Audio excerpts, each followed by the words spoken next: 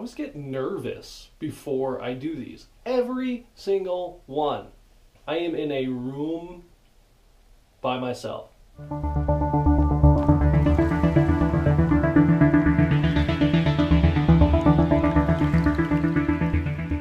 Today, I'll be reviewing my first Hoka. Today, I will be reviewing the Hoka One One Clayton 2. First, I'm going to go through the specs of the shoe.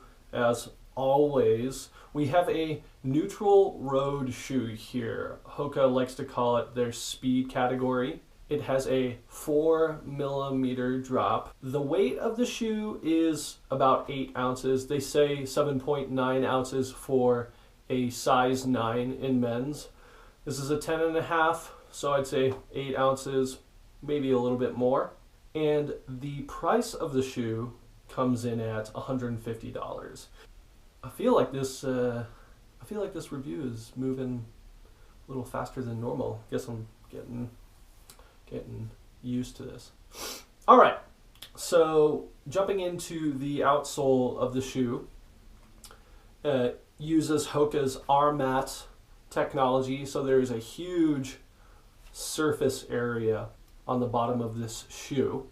It is an ultralight outsole that blends with their midsole material pretty seamlessly. So the idea is to make it durable but ultra lightweight, unlike most outsoles of other shoes. Turning to the midsole of the shoe, there's a combination of two Hoka technologies. One, the early stage meta rocker, so you can see the taper on the heel and on the toe, and their Pro 2 Light midsole EVA. The idea behind this dual density midsole is to provide a cushioned heel and a firm toe. So for you heel strikers out there, it's very soft and will rock you through the gait cycle to a firm toe off. You can think of it like landing on a leafy padded trail and then taking off on a cement sidewalk. Since the shoe is geared towards speed, it stresses proper running mechanics, and that's what the early stage meta rocker is all about. Now, moving on to the upper, it is a mostly seamless upper with this TPU lattice, these little overlays on the top.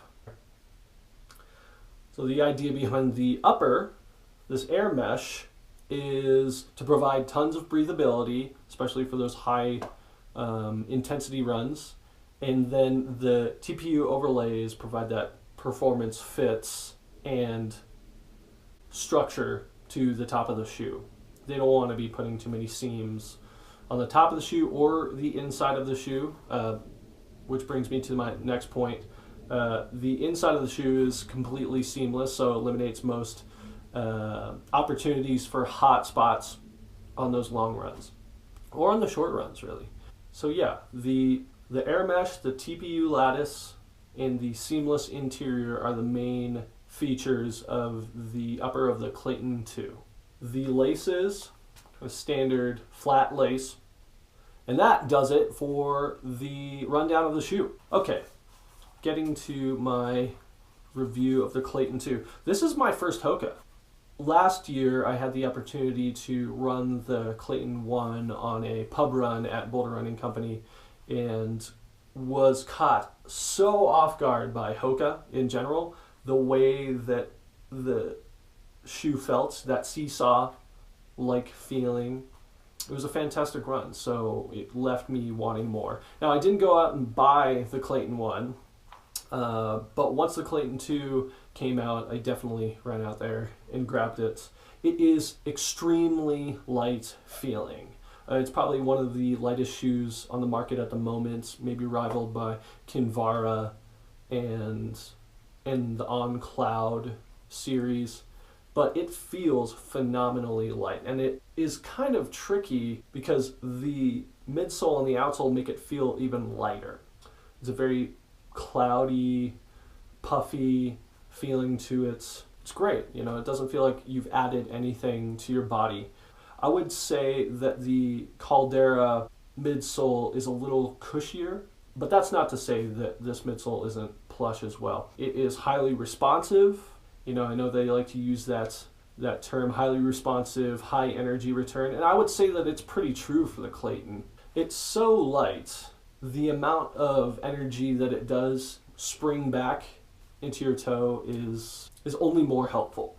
The upper of the shoe is very wide. There's a lot of space in there. I think the toe box has a little too much space. I like the performance fit of the Boston, you know, it's kind of all over you feeling.